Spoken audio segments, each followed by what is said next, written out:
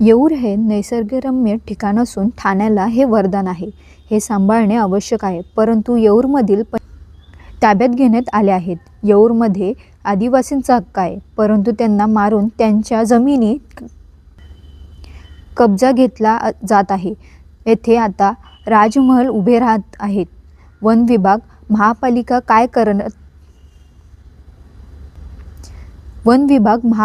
काय करत आहे असा गंभीर सवाल राष्ट्रवादीचे नेते शरद पवार गटाचे आमदार जितेंद्र आव्हाड यांनी उपस्थित केला.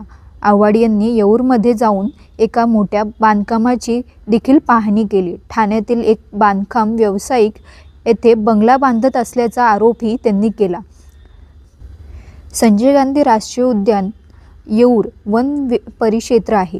या भागात संजय गांधी राष्ट्रीय उद्यान येऊर वन परिक्षेत्र आहे. परंतु गेले काही वर्षांमध्ये या भागात मोठ्या प्रमाणात बेकायदेशीररित्या ढाबे, हॉटेल उभे राहिले. काही राजकीय पक्षांच्या नेत्यांची येथे बंगले देखील उभे केले आहेत. येऊरच्या जंगलात मध्यरात्री होणाऱ्या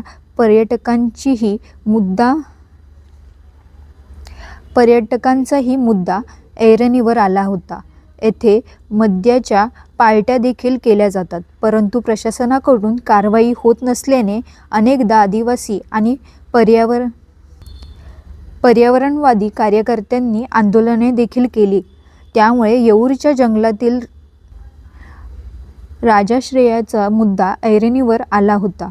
सोमवारी आमदार जितेंद्र आव्हाड यांनी थेट येऊरच्या जंगलात अनधिकृत बांधकामांची पाहणी करून प्रशासनावर टीका केली. येऊरचे नैसर्गिक सौंदर्य नष्ट होत आहे. सुमारे 75 एकर वन जमीन खासगी लोकांनी ताब्यात घेतल्या आहेत. या ठिकाणी काही ठिकाणी आदिवासी राहत असताना त्यांना मारून त्यांच्या जमिनींचा ताबा घेण्यात आला. वन जमिनीवर आता राजमहाल उभे राहायला लागले आहेत. कायदा मानायचा नाही ही कोणती पद्धत आहे? ठाणे महापालिका गरिबांची बांधकामे तोडत आहे. पण मग हे यांना दिसत नाही का, असा सवाल आव्हाड यांनी महापालिकेवर उपस्थित केला. येऊरमध्ये निर्मल सोळंकी नावाचा व्यक्ती गुंड घेऊन येतो आणि आदिवासींना बाहेर काढून जमिनीचा ताबा घेतो, असा आरोपही त्यांनी केला. पूर्वी येऊरच्या रस्त्यावर बिबटे फिरायचे. आता बिबटे दिसत नाही. येथे लॉन्स उभारण्यात आले आहे. तिथे विवाहासाठी परवानगी कशी दिली जाते, असेही आव्हाड म्हणाले. जमिनी संदर्भात तक्रारी पोलिसांकडे जातात, पण तक्रारी घेतल्या जात नाहीत. ठाण्यातील एक मोठा विकासक बंगला बांधत आहे, असा आरोपही त्यांनी यावेळी केला आहे. पण प्रश्न असा आहे की येऊरचं निसर्ग सौंदर्य नष्ट होत चाललं. जवळजवळ 75 एकर वनजमिनी इथल्या खाजगी लोकांनी ताब्यात घेतल्या आहेत. काही ठिकाणी आदिवासींच्या जमिनी, आदिवासी राहत असताना त्यांना मारून बाहेर काढून त्यांच्या जमिनीचा ताबा घेतला.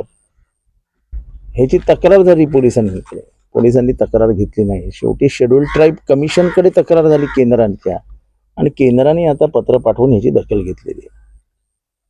आता वनजमिनीवरती ताबा घेऊन त्याच्यावरती बंगला बांधण्याचं काम चालू आहे. आता एक बंगला साधारण 1000 square feet, 1500 square feet, 2000 square feet पर्यंत ठीक आहे. राजमहाल उभे राहायला लागले तर मग कशाला काय अर्थ आहे? आमचं पहिल्यापासून आहे की येऊरचं निसर्ग सौंदर्य नष्ट होऊ देऊ नका. झाडं लावा, प्रचंड मोठी मोठी झाडं येऊ द्या, हिरवळ होऊ द्या.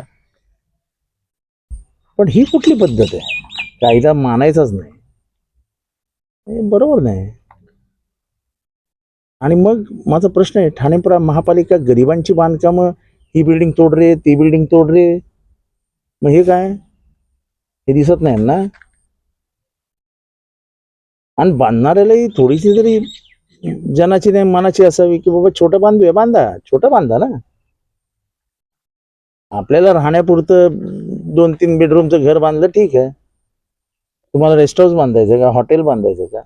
आणि तुमची जरी 10 एकर जमीन असली तरी 10 एकर जमिनीवरती तुम्हाला बांधता येत नाही. तुम्हाला एकाच एकरावरती एक घर बांधावं लागतं. असेही प्रकार झालेत की एका एकरावरती प्लॉट दाखवून बंगला बांधून 2-2 जणांना ते विकले गेले.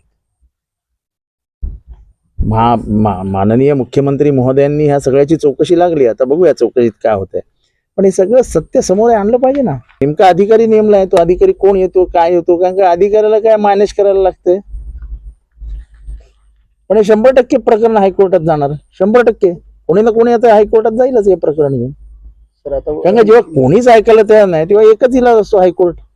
ते देखील आदिवासींच्या बाजूने निकाल दिलाय, जमीन दिली आहे हायकोर्टाने, तहसीलदारांनी ताबा दिलाय. निर्मळ सोलंकी नावाचा गुंड येतो, गुंडांना घेऊन येतो आणि एंटायर जमिनीतनं आदिवासींना बाहेर काढतो आणि जमिनीचा कब्जा घेतो.